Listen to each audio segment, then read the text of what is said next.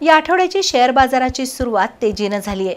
Sensex 560 अंकांनी वाढून 73,648 वर गेला, तर निफ्टीनं 189 अंकांची उसळी घेत 22,336 चा पल्ला गाठला। आज बँकिंग, फार्मा आणि वाहन क्षेत्रातील कंपन्यांचे शेअर्स वधारले, तर कन्झ्युमर ड्युरेबलच्या निर्देशांकात 2.40% वाढ झाली। वरखाली असे हेलकावे घेणाऱ्या शेअर बाजारात आज सकारात्मक वातावरण राहिलं। त्यामुळे आठवड्याच्या पहिल्याच दिवशी सेन्सेक्स 560 अंकांनी वाढला आणि 73,648 वर गेला, तर निफ्टी 189 अंकांनी वाढून 22,336 वर बंद झाला।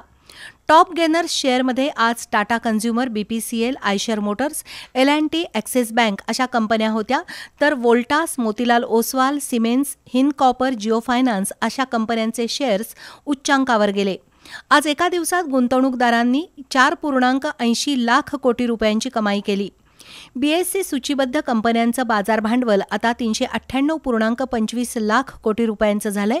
त्यामुळे शेअर बाजारात आज उत्साहाचं वातावरण होतं।